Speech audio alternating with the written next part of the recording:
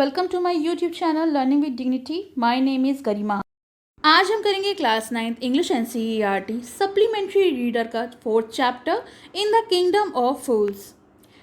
In the kingdom of fools both the king and the minister were idiot. तो जो बेवकूफ़ों का राज्य था उसमें राजा और मंत्री सबके सब बेवकूफ़ थे।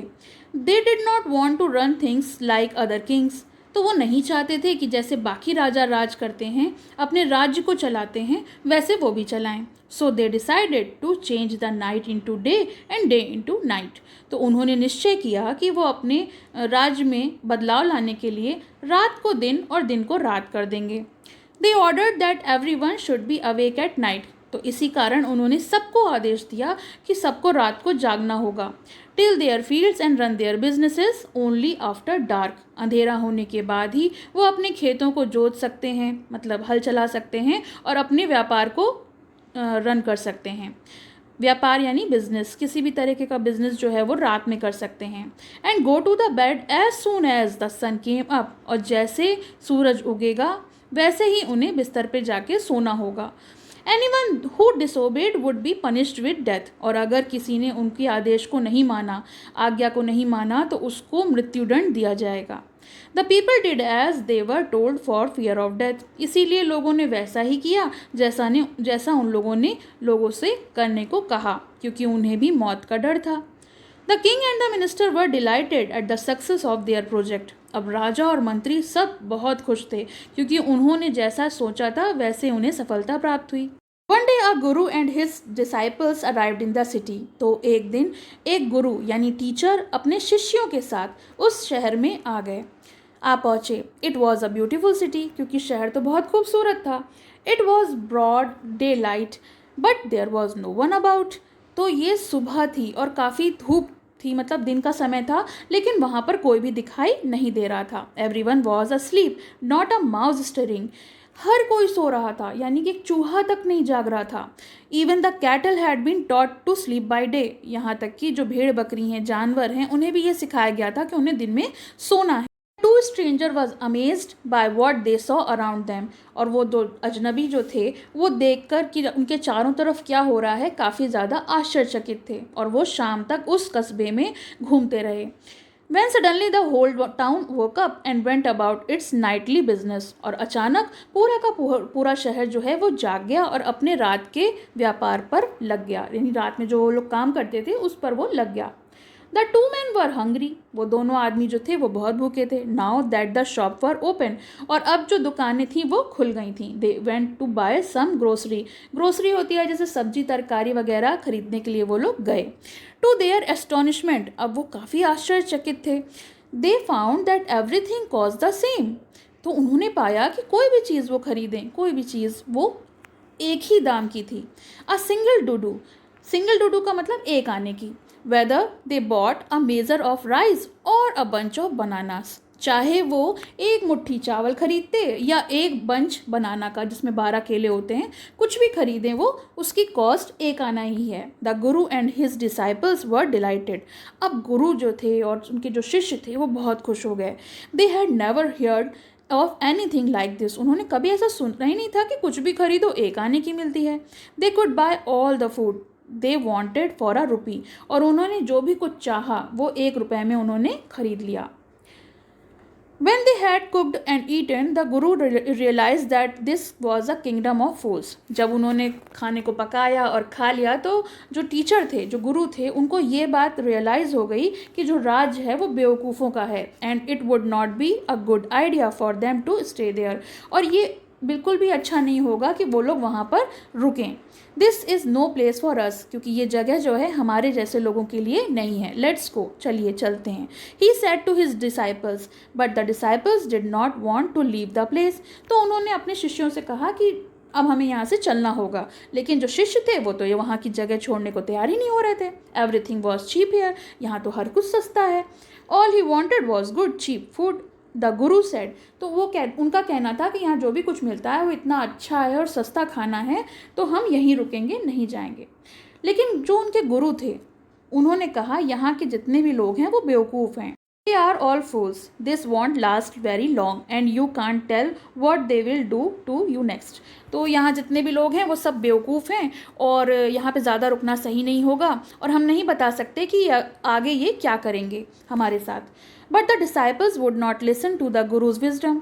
लेकिन जो गुरु जो इतने बुद्धिमान थे, इतने अनुभवी व्यक्ति थे, उनकी एक भी बात उनके डिसाइपल्स शिष्यों ने नहीं सुनी. He wanted to stay. और उन्होंने ये तय कर लिया कि अब उन्हें यहीं रुकना है. The Guru finally gave up. अब गुरु ने आखिरकार हार मान ली and said do what you want, I am going, and left. और उन्होंने कहा भैया तुम जो चाहते हो वो करो, मैं तो जा रहा हूँ. और वो चले गए. The disciples stayed on, ate his fill every day. और जो डिसाइपल यानी शिष्य थे वो वहीं पर रुक गए और रोज़ अपना भरपेट खाना खाने लगे. चाहे केले थे, घी, चावल, जो भी उनका मन करता था, और खूब खा खा के वो मोटे हो गए.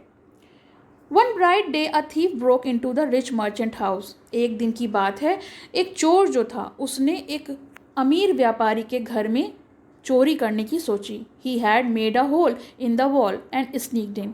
और उसने एक दीवार में बड़ा सा छेद किया और उसके अंदर घुस गया. And he was carrying out his लूट. और जितना भी सामान उसने लूटा था, मतलब डकैती डाली थी, फिर वो लेके बाहर आने लगा. The wall of the old house collapsed on his head and killed him on the spot. लेकिन क्या हुआ, जो पुराने घर की दीवार थी वो अचानक उसके सर पे ढह गई और वो वहीं पर मर गया. His brother ran to the king and complained. अब उसका भाई, जो चोर का भाई था, वो राजा के पास दौड़ता हुआ गया और उसने शिकायत की. महाराज, when my brother was pursuing his ancient trade, a wall fell on him and killed him. तो उसने कहा मेरा भाई जो बहुत पुराना व्यापारी था, वो व्यापार करने गया था और वहाँ पर उसकी दीवार गिर गई और वो मर गया. This merchant is to blame. और ये जो मर्चेंट है, इसी व्यापारी का वो घर था और इसी के कारण ये सब हुआ है. He should have a built a good strong wall. इसको एक अच्छी और मजबूत दीवार बनानी चाहिए थी. You must punish the wrongdoer and compensate the family for this injustice.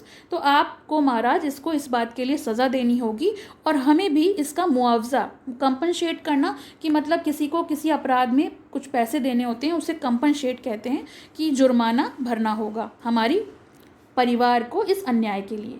The king said justice will be done, don't worry. तो राजा ने कहा कोई बात नहीं, तुम बिल्कुल भी चिंता मत करो, न्याय तो अवश्य होगा. And what at once summoned the owner of the house. और फिर उन्होंने आदेश दिया कि जो मालिक है उस घर का, उसे बुलाया जाए. Whenever the merchant arrived, the king questioned him. जैसे ही व्यापारी वहाँ पहुँचा, राजा ने उससे सवाल किया तुम्हारा क्या नाम है. तो उसने कहा महाराज, उसने अपना एक नाम बता दिया. Were you at home when the dead man burgled your house. तो उसने पूछा क्या तुम घर में थे जब वो जो मरा हुआ व्यक्ति है तुम्हारे घर में चोरी कर रहा था. Yes my Lord. तो उसने, मतलब जो व्यापारी था, उसने राजा से कहा हाँ हाँ मालिक मैं था. He broke in and the wall was weak, he it fail on him. तो उसने कहा उसने दीवार तोड़ी, दीवार कमज़ोर थी, उसके ऊपर गिर गई. The accused plead guilty, your wall killed this man brother. अब जो जिस पे आरोप लगा था वो दोषी साबित हो गया. और मतलब उसने कहा कि दीवार तुम्हारी थी और उसके वजह से इसका भाई जो है मर गया और तुम एक मर्डरर हो, एक तुम खूनी हो और तुम्हें सज़ा ज़रूर मिलेगी. Lord said the helpless merchant. तो उस बेबस से व्यापारी ने कहा अरे मालिक, I did not put up the wall, मैंने वो वॉल नहीं बनाई. It's really the fault of the man who build the wall. ये तो पूरी का पूरा उसका कसूर है जिसने वो दीवार बनाई. He did not build it right, उसने ठीक से नहीं बनाई, तो सज़ा तो उसे मिलनी चाहिए. Who is that my lord, this wall is build by my father's time. तो महाराज ने पूछा कि भाई कौन है वो. तो उसने कहा मालिक, मेरे पिता के समय ये दीवार बनाई गई थी. आई नो द मैन, मैं उस आदमी को जानता हूँ. अब वो बूढ़ा हो गया है. ही लिव्स नियर बाई, वो पास में ही रहता है. The king sent our out messengers to bring the bricklayer who had build the wall. तो राजा ने तुरंत अपने जो मैसेंजर्स थे उन्हें भेज दिया और वो उसको ले आए जिसने वो दीवार बनाई थी. They brought him tied hand and foot. और उसको लाकर उसके हाथ पैर बांध दिए गए. You there, did you build this man's wall in his father's time. तो उन्होंने पूछा कि क्या तुमने इस व्यक्ति के घर की जो दीवार है वो तुमने बनाई है जब तुम उनके पिताजी जिंदा थे.